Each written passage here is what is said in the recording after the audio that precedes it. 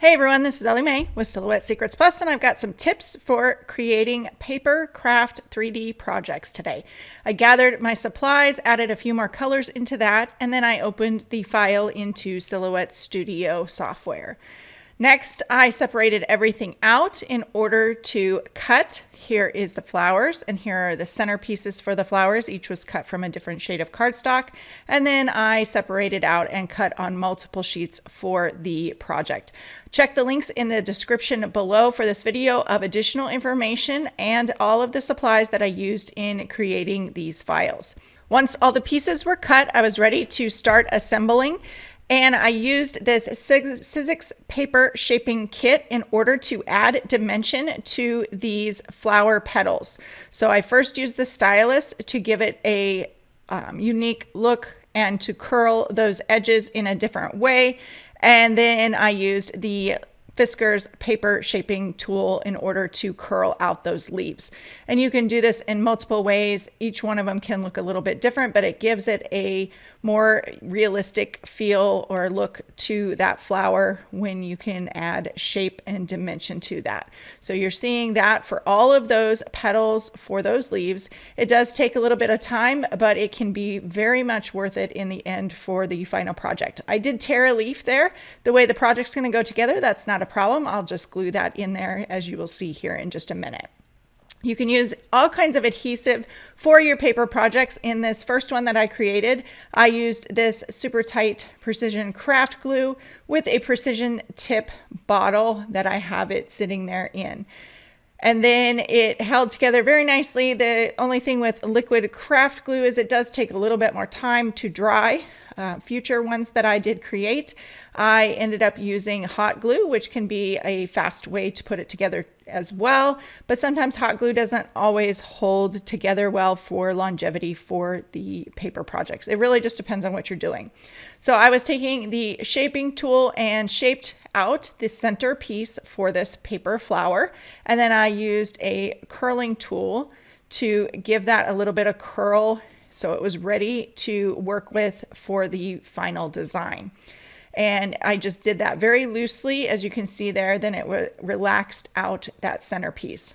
Next, I grabbed the pieces of the flamingo, and paper piecing can be more time consuming, but it can give it a very great look for your final project. The only thing I would say is have a little wipe handy, a wet wipe handy, so that you can clean your fingers off if you get any glue.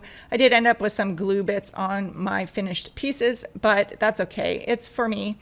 Another suggestion is to dry fit your pieces so you know exactly where they're going to go and on which side you want to place that adhesive. I got a little bit confused there because I wasn't looking at the picture when I was assembling these. So I'm just using that precision tip glue bottle. I love that, and being able to get into those fine details. Now, I did use these tweezers from this kit, and these ones didn't work very well. You can see me having a little bit of an issue there. The reverse tweezers didn't meet at the very tip, so I need to investigate that and see if it's just my kit or whatnot. I grabbed another pair of tweezers from my stash. Having the tools that you really love on hand is a great thing to when you're working with small pieces like this.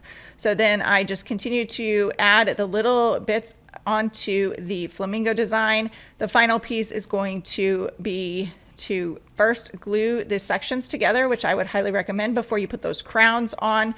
Then once that is together and both sides are fit, then you can add the crown on there on one side and match it up on the other side.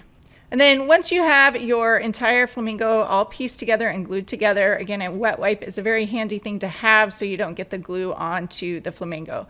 The next step of this is I'm going to take the shaped flower petals and I'm going to line up the little heart that is cut out. Now this is very specific to this design file. It is not centered perfectly for these flower petals. It is a little bit off center so that you create the body of your flamingo. Or there's another, I'll link it in the description below as well. There is a swan file in addition to this flamingo file. So I am just using that and pressing it. You just want to make sure to let everything dry before you get to partying with this little fabulous flamingo. Now, first I glued the flamingo in there, and then you'll see here in just a second, I'm actually going to take that piece apart. And that's exactly what the instructions from the designer tell you to do, is before you glue it down in there. You can see me having a little bit of an issue here. I was not looking at photos. I was not reading instructions.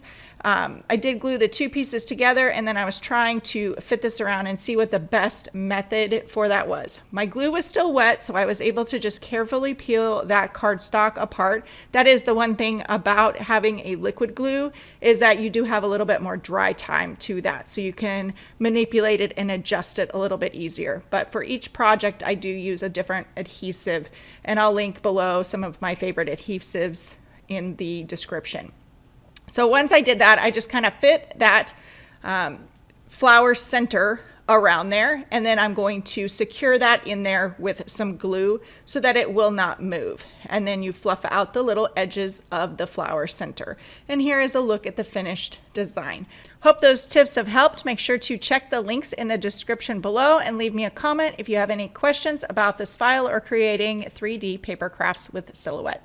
Thanks for joining me, and have a great day.